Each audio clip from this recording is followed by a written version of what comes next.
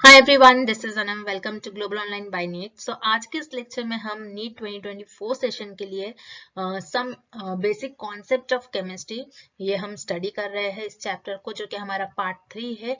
Previous lectures में हमने part 1 में कुछ बेसिक कॉन्सेप्ट देख लिए थे, केमिस्ट्री के बेसिक कॉन्सेप्ट, स्कोप, केमिस्ट्री क्या होता है, ठीक है। फिर उसके बाद हमने पार्ट 2 में इंपॉर्टेंट चीजें डिस्कस कर लिए, फिजिकल प्रॉपर्टीज, मैटर क्या होता है, मैटर के physical properties, chemical properties, substance, compound क्या होता है, तो इनको डिटेल में स्टडी कर लिया। और आज के इस लेक्चर में हम सारी चीजें, जैसे कि उसके आगे यूनिट्स हम कवर करेंगे, ठीक है, फिजिकल प्रॉपर्टीज में, क्योंकि ये जो आपका टॉपिक है फिजिकल केमिस्ट्री में आता है। तो फिजिक्स में आपके जो भी कॉन्सेप्ट होते हैं बेसिकली उन्हीं का यूज करते हुए इस चैप्टर को हम स्टडी करेंगे। तो एसआई यूनिट्स वगैरह क्या होते हैं, आपको न्यूमेरिकल्स को किस तरीके से सॉल्व करना है, यूनिट्स प्रॉपरली किस तरीके से लिखना है, सारी चीजें आज के इस लेक्चर में हम डिटेल में देखेंगे। तो आपको हमारे चैनल को सब्सक्राइब करना है ताकि आपको डेली वीडियो लेक्चर्स हमारे मिलते रहे। और आपको जो भी डाउट्स है वीडियो लेक्चर्स में, आप हमें कमेंट करके पूछ सकते हैं। हम फिर से आपके लिए डाउट सेशंस भी लेकर आएंगे, जिससे कि आपको अच्छी तरीके से वो कॉन्सेप्ट क्लियर हो जाए, ठीक है। तो हम ज्यादा टाइम वेस्ट नहीं करते हैं, आज के सेशन को हम स्टार्ट करते हैं। So let's begin with today's lecture. तो अब हमने लास्ट लेक्चर में देखा था फिजिकल प्रॉपर्टीज क्या होती है एंड केमिकल प्रॉपर्टीज क्या होती है, क्योंकि आगे हम जो स्टडी करने वाले हैं उसके लिए आपको पता होना चाहिए फिजिकल प्रॉपर्टीज क्या होती है एंड केमिकल प्रॉपर्टीज। हमने जैसे पढ़ा था, फिजिकल प्रॉपर्टीज वो प्रॉपर्टीज होती है जिसमें chemical changes, without any chemical changes आप सब्सटेंस को मेजर कर सकते हैं, जैसे उसका मास, वॉल्यूम, डेंसिटी, ठीक है। और केमिकल प्रॉपर्टीज क्या होते हैं जिसको आपको एक केमिकल चेंजेस के थ्रू जाना पड़ता है, जैसे क्या आपको रिएक्शन लगाना पड़ता है प्रॉपरली।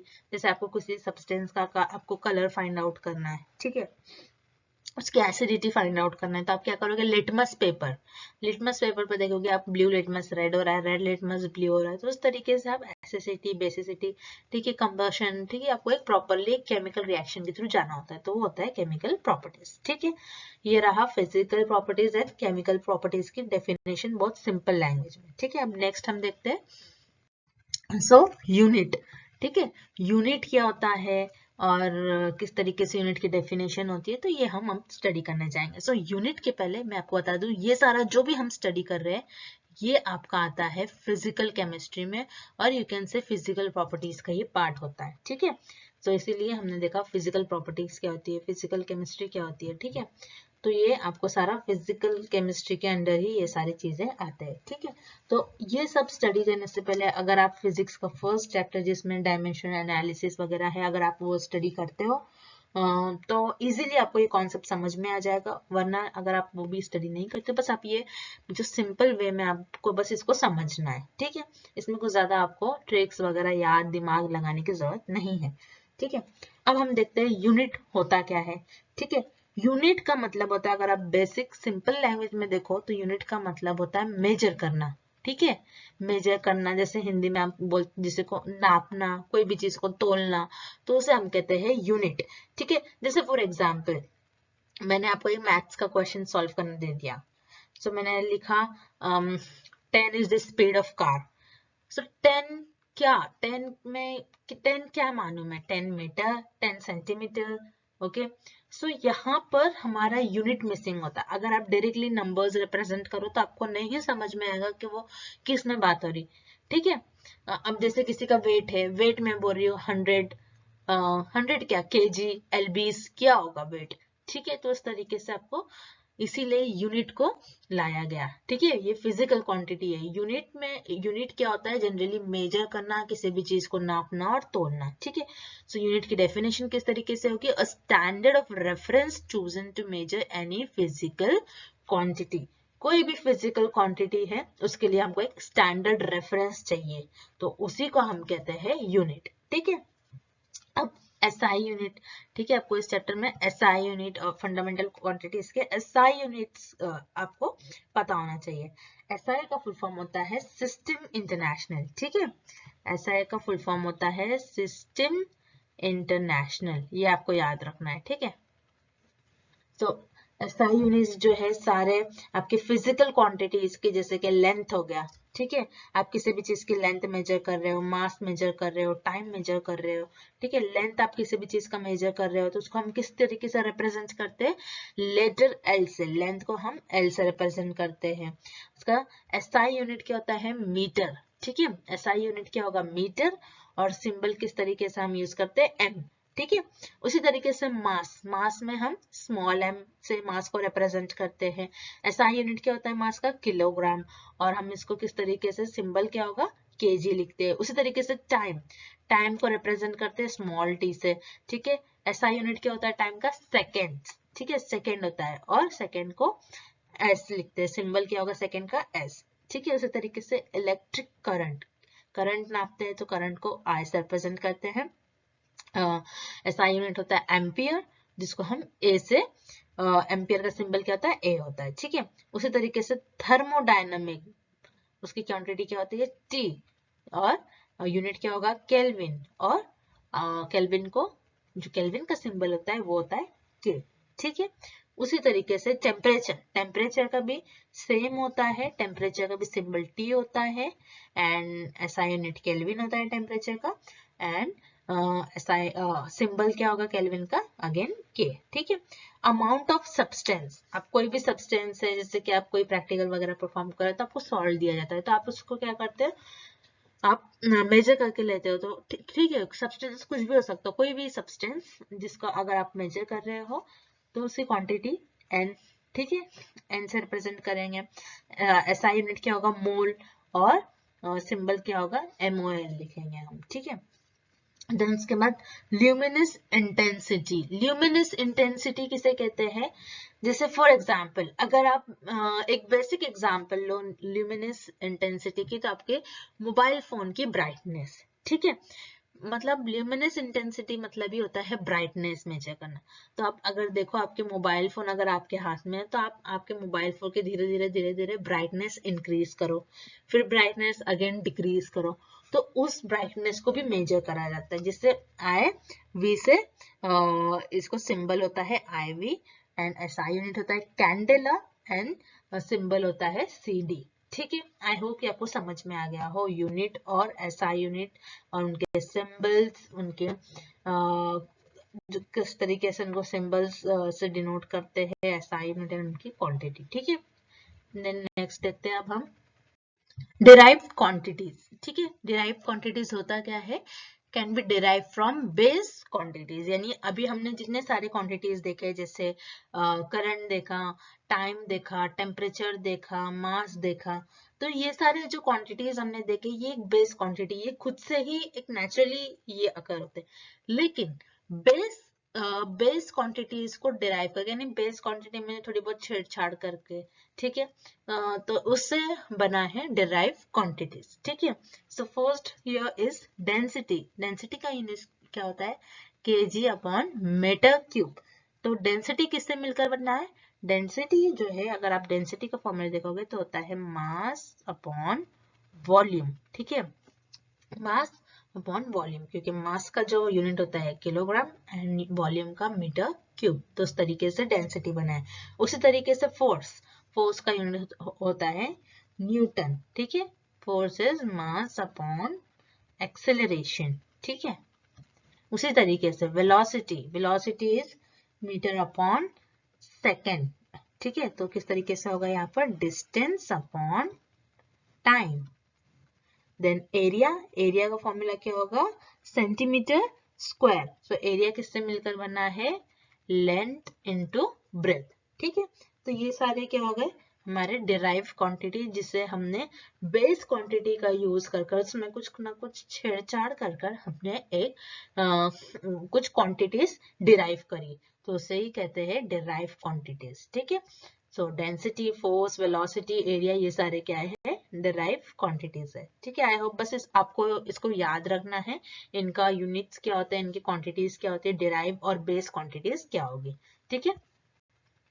देन नेक्स्ट होता है हमारा प्रीफिक्स, ठीक है। सो प्रीफिक्स क्यों यूज करते हैं हम, क्या चीजों को, किन चीजों को मेजर करने के लिए प्रीफिक्स यूज करते हैं, जैसे फॉर एग्जांपल अगर हम कोई चीज को मेजर कर रहे हैं, तो कोई चीजों का डिस्टेंस, जैसे डिस्टेंस हमने ले लिया, तो डिस्टेंस क्या है? डिस्टेंस, किसी चीज में डिस्टेंस कम होगा, बहुत ही स्मॉल होगा, और किसी चीज का डिस्टेंस कुछ ज्यादा ही लार्ज होगा। जैसे लार्ज डिस्टेंस क्या हो सकता है? फॉर एग्जाम्पल अर्थ से नेपच्यून, प्लूटो का डिस्टेंस क्या है? बहुत ज्यादा डिस्टेंस है, उसको आप मीटर्स सेंटीमीटर्स में नहीं मेजर कर सकते, ठीक है। उसी तरीके से टू स्मॉल डिस्टेंस, अगर टू स्मॉल डिस्टेंस की बात करो आप, तो जैसे हमारा एक एटम है, एटम का रेडियस अगर आप मेजर करें which is very very small, ठीक है, तो उसके लिए आप लेंथ का इस्तेमाल करेंगे। लेंथ का यूनिट क्या होता है? मीटर, ठीक है, इस तरीके से। लेकिन अगर आपको अर्थ से नेपच्यून का डिस्टेंस मेजर करना है, तो आप लेंथ का आप यूज नहीं करोगे, आप उस केस में प्रीफिक्स वगैरह को यूज करोगे, ठीक है। तो प्रीफिक्स यही होता है, some physical quantities are either too small और टू लार्ज अगर होंगी तो हम प्रीफिक्स का यूज करते हैं, ठीक है। सो अब किस तरीके से यहाँ पर मल्टीपल प्रीफिक्स किस तरीके से यूज करते हैं? 10⁻⁻⁻1 -2 -3, देन उसके बाद आपको 3 का टेबल फॉलो करना है। 3 2 जा, 3 3 जा, 3 4 जा, 3 5 जा 15, 3 6 जा 18, 3 7 जा 21 एंड 3 8 जा 24। सो यहाँ पर नेगेटिव फॉर्म में है।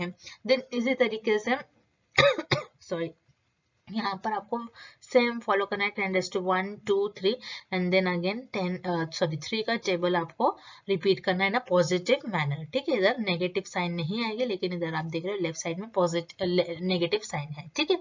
अब 10⁻⁻1 का प्रेफिक्स क्या होता है? डेसी, -2 को सेंटी, -3 को मिली, -6 को माइक्रो, -9 को नैनो, -12 को पिको, -15 को फेम्टो, -18 को एटो, -21 को जेप्टो, -24 को योक्टो, और उनका सिंबल इस तरीके से यहाँ पर डी सी एम, यहाँ पर आप सिंबल भी देख सकते हो। उसी तरीके से जैसे 10⁻⁻1 है तो डेका, ठीक है, उसका सिंबल होता है डी ए, ठीक है। देन 10⁻2 इज हेक्टा, ठीक है, इनका symbol H. Then 10⁻3 is kilo, symbol K. 10⁻6 is mega, symbol is M. 10⁻9 is giga, symbol is G. 10⁻12 is tetra, symbol is T. 10⁻15 is peta, symbol is P. 10⁻18 is hexa, symbol is E. उसी तरीके से 21 and 10⁻24 का yotta and symbol is Y. So यहाँ पर आपको just आपको जो multiples है उसको मैंने तो आपको ट्रिक्स बताते हैं किस तरीके से आपको याद रखना है, और उनके प्रीफिक्स कुछ ना कुछ आपको ट्रिक्स वगैरह रखकर आपको याद करने हैं, ठीक है। ट्रिक्स वगैरह आपको फॉलो करने हैं, प्रीफिक्स और उनका सिंबल आपको याद रखना है। तो कुछ नहीं, 1 मार्क में कभी कभार आपको ये क्वेश्चन पूछा जाता है बोर्ड एग्जामिनेशन में, ठीक है। तो ये आपको प्रीफिक्स वगैरह ये आपको याद रखना है, इसमें कुछ नहीं, बस आपको एक याद रखना है, और कुछ आपको ज्यादा आपको इसमें मेहनत नहीं करनी है, आपको बस एक याद करना है कुछ ट्रिक्स वगैरह यूज कर, ठीक है। नेक्स्ट अब हम देखते हैं, अब ये बहुत इंपॉर्टेंट टॉपिक आता है, मास एंड वेट। अभी तक हम भी जो पढ़ते आ रहे थे, हम मास को क्या मान रहे थे? मास मतलब ही होता है वेट, और मैंने आपको एक दो जगह बताया भी मास मतलब वेट, क्योंकि आपको चीजें समझ में आए इसलिए। लेकिन अगर आप फिजिकल केमिस्ट्री में या फिर फिजिक्स में अगर आप जाओ, आप देखो तो मास एक अलग चीज होती है एंड वेट जो है ये एक अलग चीज होती है। मास वेट, मास का मतलब वेट नहीं होता है, ठीक है। मास एक अलग क्वांटिटी है एंड वेट एक अलग क्वांटिटी है, ठीक है। अब मास और वेट की हम डेफिनेशन देखेंगे, और उसके थ्रू हम इमेज के थ्रू भी देखते हैं कि किस तरीके से मास और वेट एक दूसरे से अलग है। मास किस तरीके से उन्होंने डेफिनेशन दी है? Mass of any object is the amount of matter that an object possesses, ठीक है। एक ऑब्जेक्ट में जो भी अमाउंट है प्रॉपर, एक प्रॉपरली अगर आप कोई भी एक सब्सटेंस लो, उसमें जो अमाउंट प्रेजेंट है एक पर्टिकुलर मैटर का, कोई भी अमाउंट प्रेजेंट है, तो उसे हम कहते हैं मास। और याद रखिए मास जो है ये फिक्स्ड होता है हमेशा, ठीक है। मास जो है ये फिक्स्ड होगा आपका ऑन अर्थ, ठीक है। लेकिन वेट जो है, वेट जो होता है ये फिक्स्ड, वेट याद रखिए हमेशा फिक्स्ड नहीं होता है। जैसे वेट की उन्होंने डेफिनेशन दी है, weight of an object is the force acted upon that object due to gravity. यानी वेट किस तरीके से मेजर करा जाता है? एक प्रॉपर ऑब्जेक्ट है, उस पर कितना फोर्स एक्ट करा जा रहा है ड्यू टू व्हाट, ग्रेविटी। ठीक है, क्योंकि अगर आप कोई भी चीज, एक ऑब्जेक्ट लोगे, उस पर एक फोर्स अप्लाई करोगे और उसमें ग्रेविटी हो, ठीक है, तो उस तरीके से वेट क्या होगा, हर एक चीज का वेट अलग अलग होगा। लेकिन अगर आप मास ले रहे हो, मास में क्या है, कोई भी चीज, जैसे कि फॉर एग्जांपल एक टेबल है मास में, ठीक है, मास में हमने एग्जांपल लिया, एक टेबल है। टेबल का अगर हम, टेबल को हम कहीं भी प्लेस, कोई भी प्लेस पर रखो, अगर हम स्टेयर्स पे रखो, अगर हम फ्लोर पे रखो, अगर हम किसी और के स्टेयर्स पे रखो, तो टेबल का वजन जो है, ये एक बेसिक एग्जांपल है, टेबल का वजन चेंज नहीं होगा हर केस में। टेबल का आपको जो मास होगा वो हर चीज में आपको सेम ही मिलेगा। लेकिन उसी तरीके से अगर मैं टेबल पर सॉरी कुछ फोर्स एक्ट करूं और उसमें कुछ ग्रेविटी आ जाए, तो वो टेबल का जो है वेट आपको हर केस में चेंज हो जाएगा। जैसे फॉर एग्जांपल, बेस्ट एग्जांपल है, अर्थ पर इन्होंने एक बॉय को रखा है। इन्होंने उसका मास, उनका मास क्या हो जाएगा इस बॉय का, 70 kg है।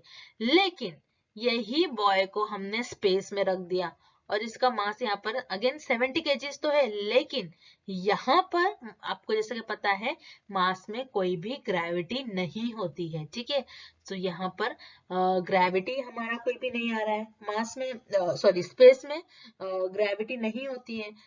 स्पेस में वेट किस तरीके से आएगा, W is equals to m into g, where m here is mass and g here is gravity। ठीक है, वेट क्या हो जाएगा इस केस में, इस बॉय का वेट तो हमको पता है, सॉरी मास तो हमको इसका पता है 70 kg है, लेकिन स्पेस में ग्रेविटी नहीं होती है, इसलिए यहाँ पर 0 आ जाएगा। 70 इंटू 0 इज 0, तो स्पेस में इस बॉय का वेट कुछ भी नहीं होगा।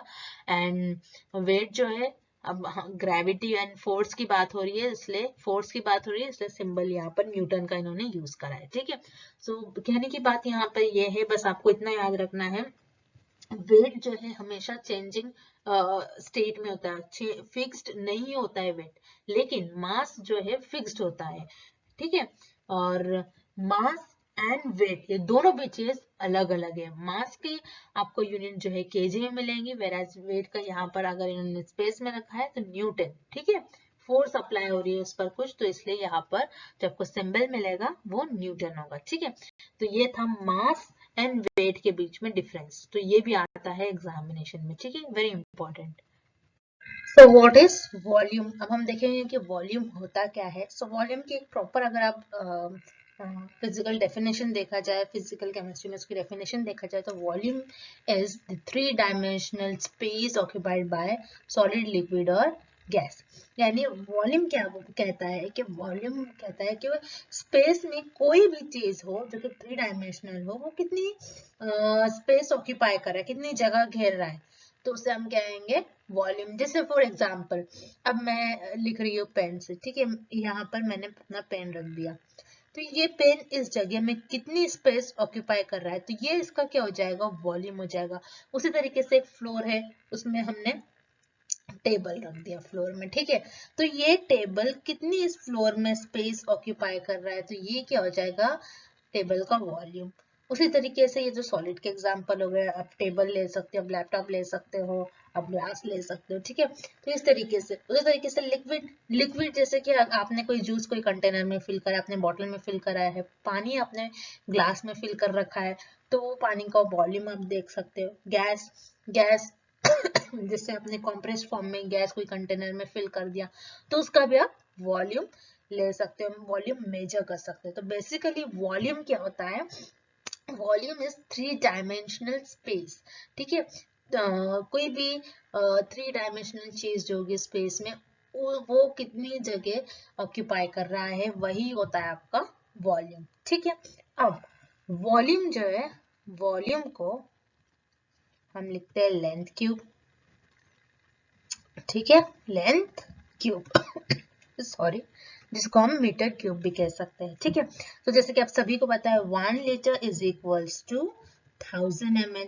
ठीक है, और you can say 1000 centimetre cube is equals to 1 decametre cube. ठीक है, अब 1 metre cube is equals to, जैसे कि आप सभी को पता है 100 सेंटीमीटर क्यूब, ठीक है। उसी तरीके से सॉरी 100 सेंटीमीटर क्यूब को आप लिख सकते हो, आपको 100 सेंटीमीटर क्यूब इस तरीके से होगा अगर 1 मीटर क्यूब। तो ये अगर हम इस ब्रैकेट को ओपन करते तो हो जाएगा 10⁻⁶ सेंटीमीटर क्यूब। ठीक है, तो इस तरीके से ये आ गया 10⁻⁶ सेंटीमीटर क्यूब। आई होप कि आपको यहाँ तक अच्छी तरीके से समझ में आ गया हो। ठीक है, वॉल्यूम को लेंथ क्यूब लिखा हमने, देन 1 लीटर में 1000 ml, उसी तरीके से 1000 सेंटीमीटर क्यूब यानी 1 डेकामीटर क्यूब। ठीक है, and 1 metre cube is equal to 100 centimetre cube, जिसको हमने ब्रैकेट को ओपन करा, then we got 10⁻⁶ centimetre cube. तो उस तरीके से अगर 10⁻⁶ सेंटीमीटर क्यूब को हम और स्प्लिट करें तो 10⁻⁶ सेंटीमीटर को हम लिख सकते हैं 1000 into 1000 सेंटीमीटर क्यूब। ठीक है, अब 1000 into 1000 सेंटीमीटर क्यूब को हम लिख सकते हैं 1000 डेकामीटर क्यूब। अब 1000 डेकामीटर क्यूब किस तरीके से है, क्योंकि आप सभी को पता है 1 decametre cube is equals to 1 litre होता है। ठीक है, 1 decametre cube is equals to 1 litre. तो उसी तरीके से 1000 डेकामीटर क्यूब हो जाएगा आपका 10⁻³ लीटर, और यू कैन से 1000 लीटर पे आप लिख सकते हो, और 1000 लीटर को 10⁻³ लीटर भी हम लिख सकते हैं। ठीक है, तो इस तरीके से आप वॉल्यूम को मेजर कर सकते हैं लीटर्स में। ठीक है, इस तरीके से वॉल्यूम को लिखा जाता है, वॉल्यूम को मेजर करा जाता है। ठीक है, बस ये एक आपको समझाने के लिए मैंने एक आपके साथ ये कर रखा है कि इस तरीके से वॉल्यूम को हम मेजर करते हैं। ठीक है, ताकि आपको अच्छे तरीके से समझ में आ जाए वॉल्यूम होता क्या, वॉल्यूम को किस तरीके से मेजर किया जाता है। देन नेक्स्ट, जैसे कि आपके प्रैक्टिस के लिए हम यहाँ पर कुछ क्वेश्चंस को सॉल्व करते हैं कि यूनिट्स को किस तरीके से कन्वर्ट करा जाता है। ठीक है, तो मैं आपको बता दूं कि मतलब इसको ऐसा नहीं लेना है कि बहुत सिंपल है, क्योंकि फिजिकल केमिस्ट्री में जो गेम होता है आपका सारा क्वेश्चंस पर बेस्ड, आप जो आगे जाकर एमसीक्यू सॉल्व करोगे तो सारे बच्चे जो है वो यूनिट्स में मार खा जाते हैं। ठीक है, यूनिट्स अगर जब तक आप यूनिट सही नहीं लिखोगे आपको आंसर के लिए मार्क्स नहीं दिया जाएगा। ठीक है, तो यूनिट सही होना बहुत जरूरी है। ठीक है, आप कॉम्पिटिटिव एग्जाम दे रहे हो, आप नीट दे रहे हो, तो नीट में भी अगर आप देखोगे तो कई बार आपको आंसर्स ऑप्शंस जो दिए रहते हैं मल्टीपल चॉइस ऑफ क्वेश्चंस में, तो आपको सेम आपका आंसर दिया होता है, बस आपको यूनिट फाइंड आउट करने की करेक्ट यूनिट क्या होगा।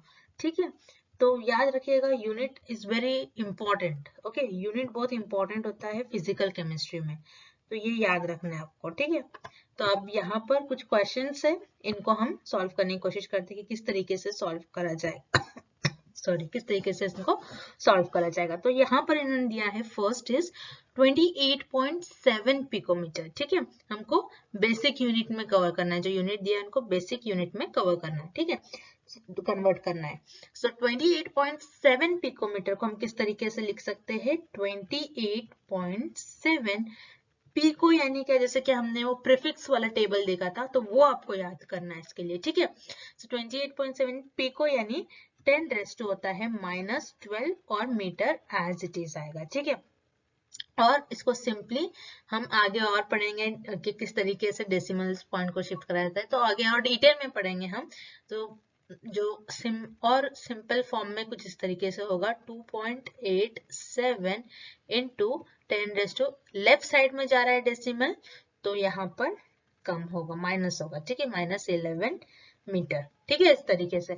उसी तरीके से 15.5 पिको सेकेंड। ठीक है, पिको हमने देखा था क्या होता है, 10⁻⁻6 होता है। ठीक है, और ये नंबर हम एज इट इज लिखेंगे 15.5 into 10⁻6 and second as it is होगा। ठीक है, और इसको सिंपली इस तरीके से भी लिख सकते हैं 1.55 into 10⁻⁻5 second. Then next third one किस तरीके से होगा, third one is very important, क्योंकि आपको यहाँ पर पहले ग्राम दिया है, तो आपको पहले किलोग्राम में इसको कन्वर्ट करना है। ठीक है, तो जैसे कि आप सभी को पता है 1 ग्राम इज इक्वल्स टू कितना होता है 1000 किलोग्राम।